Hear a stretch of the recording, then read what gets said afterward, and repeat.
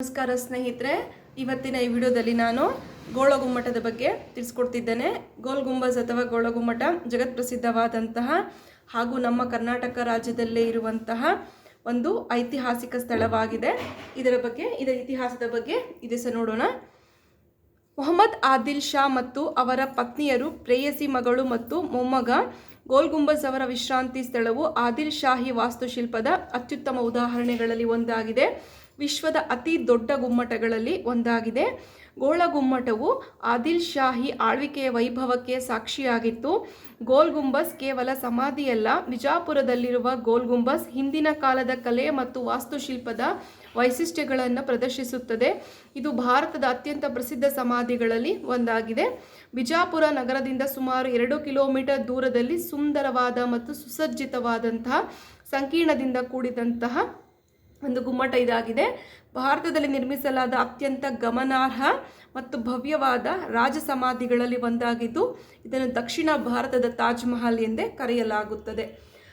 ದಕ್ಷಿಣ ಭಾರತದಲ್ಲಿ ಆದಿಲ್ ಶಾಹಿ ಆಳ್ವಿಕೆಯಲ್ಲಿ ನಿರ್ಮಿತವಾದಂತಹ ಈ ಗೋಳಗುಮ್ಮಟವು ಆದಿಲ್ ಶಾಹಿ ವಾಸ್ತುಶಿಲ್ಪಕ್ಕೆ ಅವರ ಅತ್ಯುತ್ತಮ ಕೊಡುಗೆಯಾಗಿದೆ. ವಿಶ್ವದ ಅತಿ ದೊಡ್ಡ ಗುಮ್ಮಟಗಳಲ್ಲಿ ಗೋಳಗುಮ್ಮಟವು ಒಂದಾಗಿದೆ. ಆದಿಲ್ ಶಾಹಿ ಆಳ್ವಿಕೆಯ ವೈಭವಕ್ಕೆ ಇದು ಸಾಕ್ಷಿಯಾಗಿತ್ತು. ಇದು ಬಿಜಾಪುರ ನಗರದಿಂದ ಸುಮಾರು 2 ಕಿಲೋಮೀಟರ್ ದೂರದಲ್ಲಿದೆ. ಸುಸಜ್ಜಿತವಾಗಿ ಹಾಗೂ ಸಂಕೀರ್ಣದಿಂದ ಕೂಡಿದಂತಹ ಒಂದು ಗುಮ್ಮಟವಾಗಿದೆ.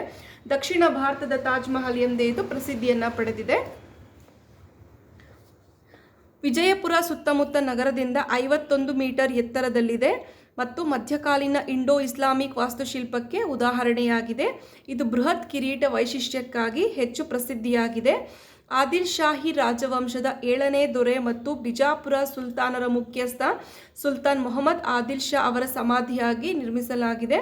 ಕ್ರಿಸ್ತಶಕ 1627ರಲ್ಲಿ ಸಿಂಹಾಸನ ಏರಿದ ಸ್ವಲ್ಪ ಸಮಯದ ನಂತರ ನಿರ್ಮಾಣವು ಪ್ರಾರಂಭವಾಯಿತು.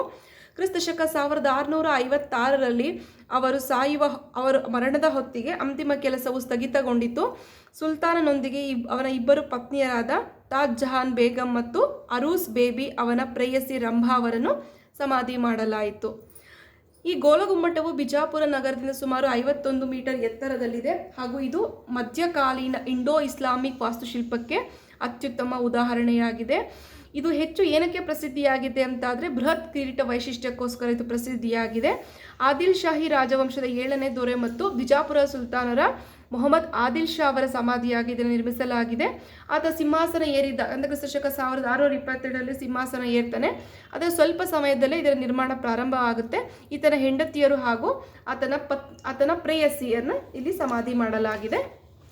ಇನ್ನು ಇದರ ಇತಿಹಾಸದ ಬಗ್ಗೆ ನೋಡೋದಾದರೆ, ಮೊಹಮ್ಮದ್ ಆದಿಲ್ ಶಾ ಕ್ರಿಸ್ತಶಕ 1626ರಲ್ಲಿ ಸಿಂಹಾಸನ ಏರಿದ ನಂತರ ಅವನ ಪಾರ್ಥಿವ ಅವಶೇಷಗಳನ್ನು ಹೂಳಲು ತನ್ನದೇ ಆದ ಸಮಾಧಿಯ ನಿರ್ಮಾಣ ಪ್ರಾರಂಭಿಸಿದರು. ಮೊಹಮ್ಮದ್ ಶಾ ಅವರು ತಮ್ಮ ತಂದೆಯ ಸಮಾಧಿಗಿಂತ ಬೃಹತ್ ಪ್ರಮಾಣದಲ್ಲಿ ತನಗಾಗಿ ಸಮಾಧಿ ನಿರ್ಮಿಸಲು ಯೋಚಿಸಿದ್ದರು. ಇಬ್ರಾಹಿಂರ ಸಂಯೋಜನೆ ಮತ್ತು ಅಲಂಕರಣವು ಅಸಾಧಾರಣವಾಗಿ ಸಂಕೀರ್ಣ ಮತ್ತು ಸುಂದರವಾಗಿದೆ. ಗಾತ್ರಕ್ಕೆ ಹೋಲಿಸಿದರೆ ಗೋಲ್ ಗುಂಬಜನ್ನು ಬೃಹತ್ ಏಕರಚನೆಯಾಗಿ ರೂಪಿಸಲಾಗಿದೆ ಮತ್ತು ಇಲ್ಲಿಯವರೆಗೆ ವಿಶ್ವದ ಅತಿ ದೊಡ್ಡದಾಗಿದೆ. ಸಮಾಧಿಯ ನಿರ್ಮಾಣವು ಮೊಹಮ್ಮದ್ ಆದಿಲ್ ಶಾ ಆಳ್ವಿಕೆಯ ಉದ್ದಕ್ಕೂ ಮುಂದುವರಿಯಿತು.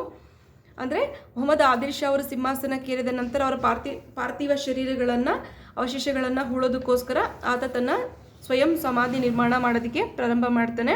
ತನ್ನ ತಂದೆಯ ಸಮಾಧಿಗಿಂತ ಬೃಹತ್ ಪ್ರಮಾಣ ನಿರ್ಮಾಣ ಮಾಡಬೇಕು ಅನ್ನೋದು ಆತನ ಉದ್ದೇಶ ಆಗಿರುತ್ತೆ. ಹಾಗಾಗಿ ಗಾತ್ರಕ್ಕೆ ನೋಡೋದಾದರೆ ಗೋಲ್ ಗುಂಬಜನ್ನು ಏಕಶಿರಚನೆಯಾಗಿದೆ. ಅದು ಇಲ್ಲಿಯವರೆಗೆ ವಿಶ್ವದ ಅತಿ ದೊಡ್ಡ ಗುಮ್ಮಟಗಳಲ್ಲಿ ಇದು ಸಹ ಒಂದಾಗಿದೆ. ಸಮಾಧಿ ನಿರ್ಮಾಣ ಆದಿಲ್ ಶಾಹಿ ವಂಶ ಆಳ್ವಿಕೆಯ ಉದ್ದಕ್ಕೂ ಸಹ ಮುಂದುವರಿಯುತ್ತೆ. ಇನ್ನು ಮೊಹಮ್ಮದ್ ಆದಿಲ್ ಶಾ 17ನೇ ಶತಮಾನದಲ್ಲಿ ಬಿಜಾಪುರವನ್ನು ಆಳಿದನು. ಕ್ರಿಸ್ತಶಕ 1626ರಲ್ಲಿ ಅವನು ಸಿಂಹಾಸನವನ್ನು ಏರಿದಾಗ ಆದಿಲ್ ಶಾ ಅವರು ತಮ್ಮ ತಂದೆ ಸ್ಮಾರಕಕ್ಕಿಂತ ದೊಡ್ಡದಾದ ಮತ್ತು ಭವ್ಯವಾದ ಸಮಾಧಿ ನಿರ್ಮಿಸಲು ನಿರ್ಧರಿಸಿದರು ಮತ್ತು ಗೋಲ್ ಗುಂಬಜ್ ಇದರ ನಿರ್ಮಾಣ ಪ್ರಾರಂಭಿಸಿದರು. 30 ವರ್ಷಗಳ ನಂತರ 1656ರಲ್ಲಿ ಮೊಹಮ್ಮದ್ ಆದಿಲ್ ಶಾ ಕೊನೆಯುಸಿರೆಳೆದರು. ನಂತರ ಅದರ ರಚನೆ ಅಂತಿಮವಾಗಿ ಪೂರ್ಣಗೊಂಡಿತು. ರೋಮನ್ ಸೇಂಟ್ ಪೀಟರ್ಸ್ ಬೆಸಿಲಿಕಾದ ನಂತರ ಗೋಳಗುಮ್ಮಟವು ಈ ಪ್ರಪಂಚದ ಅತಿ ದೊಡ್ಡ ಗುಮ್ಮಟವಾಗಿದೆ. ಈ ಭವ್ಯವಾದ ಸ್ಮಾರಕವು ಇತಿಹಾಸದುದ್ದಕ್ಕೂ ಸಾಕಷ್ಟು ಪ್ರಸಿದ್ಧವಾಗಲು ಸಹಾಯ ಮಾಡಿತ್ತು. ಮೊಹಮ್ಮದ್ ಆದಿಲ್ ಶಾ ರವರು 17ನೇ ಶತಮಾನದಲ್ಲಿ ಬಿಜಾಪುರವನ್ನು ಆಳ್ವಿಕೆ ಮಾಡಿದಂತಹ ರಾಜರಾಗಿರ್ತಾರೆ. ಕ್ರಿಸ್ತಶಕ 1626 ಸಿಂಹಾಸನ ಏರಿದಾಗ ತಮ್ಮ ತಂದೆಯ ಸಮಾಧಿ ಅಥವಾ ಸ್ಮಾರಕಕ್ಕಿಂತ ದೊಡ್ಡದಾದ ಭವ್ಯವಾದ ಸಮಾಧಿ ನಿರ್ಮಿಸಬೇಕೆಂದು ನಿರ್ಧಾರ ಮಾಡ್ತಾರೆ. ಗೋಲ್ ಗುಂಬಜ್ ನಿರ್ಮಾಣ ಆಗುತ್ತೆ. 30 ವರ್ಷಗಳ ನಂತರ ಮೊಹಮ್ಮದ್ ಆದಿಲ್ ಶಾ ರವರು ತಮ್ಮ ಜೀವನದ ಪಯಣವನ್ನು ಮುಗಿಸ್ತಾರೆ. ಅಂತಿಮವಾಗಿ ಸಹ ಗೋಳಗುಮ್ಮಟ ನಿರ್ಮಾಣ ಆಗುತ್ತೆ.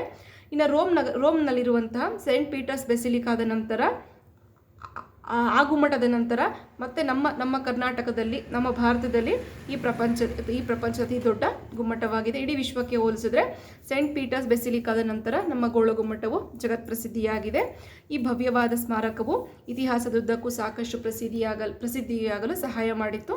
ಇದು ಗೋಲ್ ಗುಂಬಜ್ನ ಇತಿಹಾಸ. ಮುಂದಿನ ವಿಡಿಯೋದಲ್ಲಿ ಗೋಲ್ ಗುಂಬಜ್ನ ವಾಸ್ತುಶಿಲ್ಪ ಅಥವಾ ವಿನ್ಯಾಸದ ಬಗ್ಗೆ ತಿಳಿಸ್ಕೊಡ್ತೇನೆ. ಯಾರಿಗೆಲ್ಲ ಈ ವಿಡಿಯೋ ಇಷ್ಟ ಆಯಿತು ಅಂತ ದಯವಿಟ್ಟು ನನ್ನ ಚಾನಲ್ನ ಸಬ್ಸ್ಕ್ರೈಬ್ ಮಾಡಿ. Thank you for watching.